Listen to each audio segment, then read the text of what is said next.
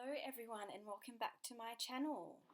I will apologize in advance. I'm actually doing this video with my toddler at my feet. So you may hear him whinge maybe. He hasn't been in the best mood this morning. But yeah, if I need to pause or whatever, I apologize in advance. He actually just probably about 10 minutes before I started this video, he got in trouble, so he's still a bit sooky because he broke something. Anyway, so this video I wanted to do to share with you some low waste or zero waste alternatives that I have found really easy to apply to my life. I desire to be as low waste as possible. I'm never going to be zero waste, so I prefer the term low waste, but I'm far from where I want to be. But I've got 10 things here that I have been able to achieve and apply to my life really, really easily. So if I can do it, honestly, I promise you that anyone can. Okay, so let's get into it, guys.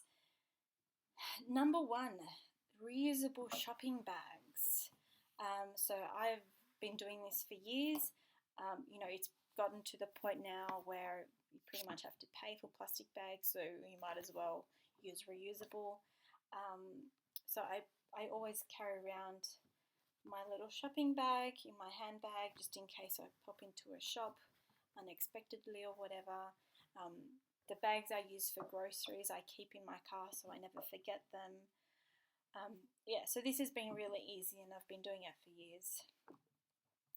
Number two, and it's along the same lines, it's the reusable produce bags. So instead of using the little plastic bags that they provide for the fruit and vegetables, I bought these mesh reusable ones. Really easy. They weren't expensive at all. Sorry, I've got my toddler literally walking around my feet. So buying loose fruit and vegetables has been another step though, because they are often cheaper in the little plastic pre-packaged things. But I'm getting to the point where I'm just realizing there's no point in buying that quantity, and I might as well just buy loose. So there's those. Number three is reusable menstrual products, and I might actually do a video just on these alone because there's a lot of options, there's a lot of things to talk about. I'll review the products that I have. So options, your menstrual cup. Growing up, I'd never heard of these, and as soon as I heard about them, I was intrigued and I got one for myself. So this is my menstrual cup. It takes a little bit of getting used to, but once you do get used to it, they're fine. The only thing I will say in this video, because I see it a lot on Facebook, people asking for recommendations.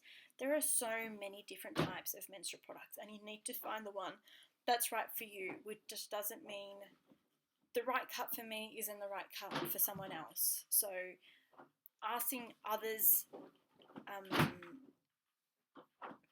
recommendations on what cup they have found to be the best is probably not the best question to be asking. So there's a cup. Reusable pads. If you like pads, I've got this one. There's not much more to say about them. And then there's a reusable period undies. So I was using my cup for years. I really liked it. And then I heard about period undies and I'm like, yes, I like the sound of that. And this is pretty much what I use now. So this is the Australian company, Modi Body, if that's how you pronounce it. I really like them. They're really great. I'm a fairly light bleeder, so I can use these just on their own. If you're a heavy bleeder, you can use it as a backup to your cup, or you just change them, a couple of times during the day. What I will say about the undies in this video, I've seen on Facebook and online a few people sharing some negative experiences with Modibody in particular, saying that their undies get holes in them, the elastic wears out, things like that. But I haven't found that to be true. I've had these for years, and they're in perfect condition. So I dare say that they may just not be looking after them properly, not following the care instructions. But I'll talk about that more in the video that I do just on reusable menstrual products. Okay. Number 4. Many years ago, I stopped using tissues and I switched over to hankies. I sneeze a lot. I have hay fever to thank for that.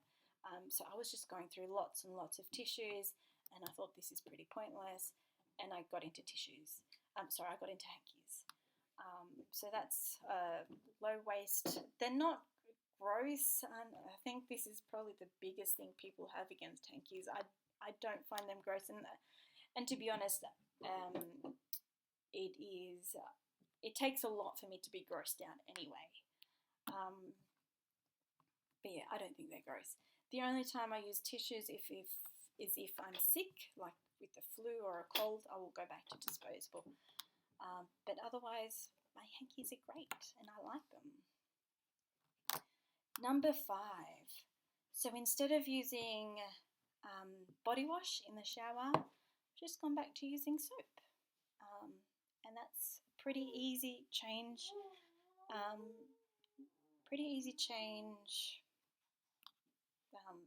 It's cheap. It wasn't an expensive change, which I guess with a lot of zero waste stuff, sometimes cost is my biggest barrier, especially like when it comes to food.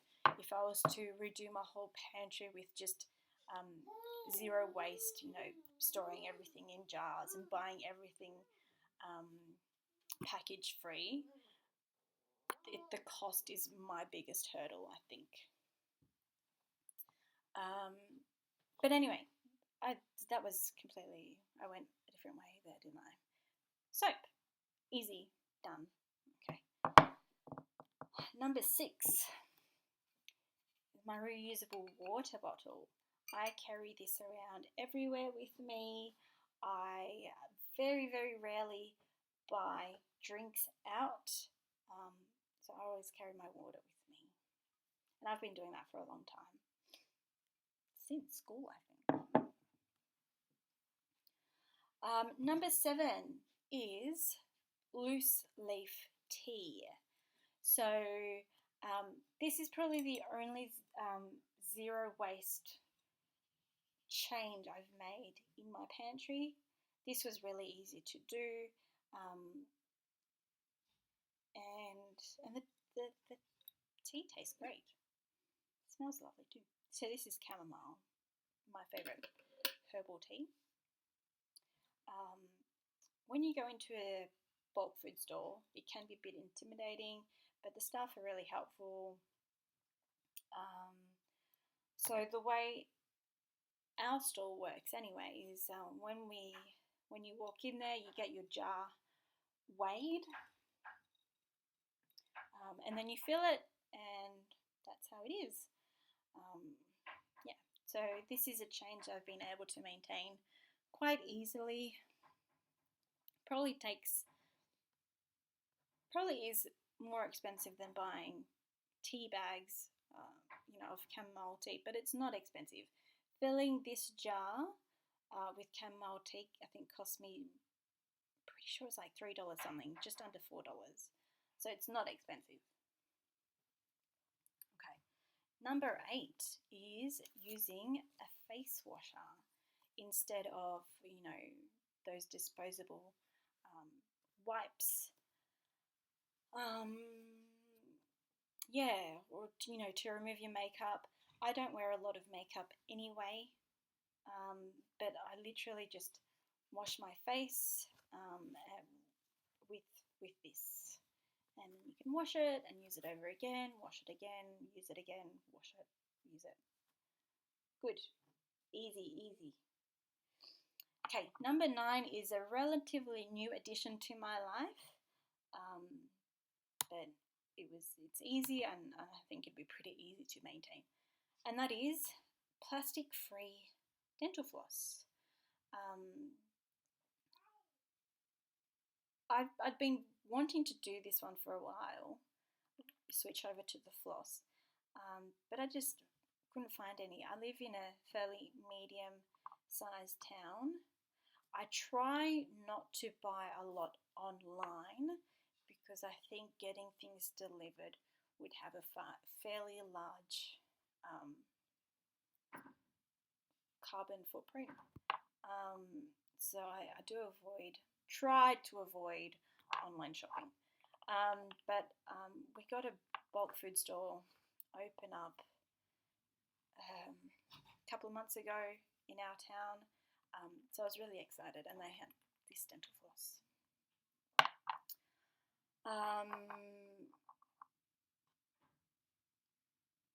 You know what? I'm just thinking about what I just said, and I think it's pretty silly about the whole carbon footprint of getting things delivered. But shops would get things delivered anyway, doesn't it? So I don't know. So maybe scrap what I just said. I don't know. 10. The last item I have to share with you. So this is probably regarding my son, my little toddler. And it is reusable baby wipes.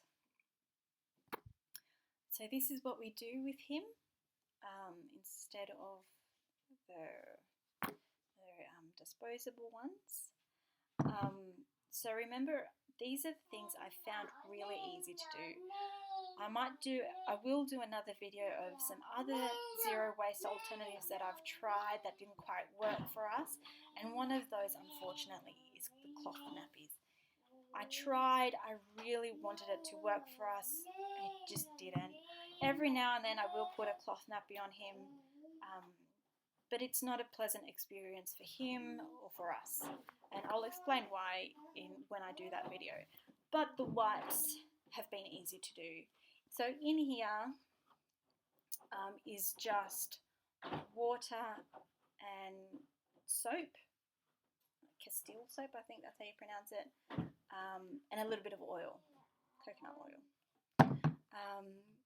And I literally just spray it on the wipe and clean his bum. Easy. Stop. See what I mean? I have a toddler at my feet breaking things. Stop. You need to stop. Okay, but that was my 10 things. This is my video. I should go before he cracks it. So thanks for watching. Comment on if you've tried any of these things, or if there's something I haven't mentioned that you have found really easy to do.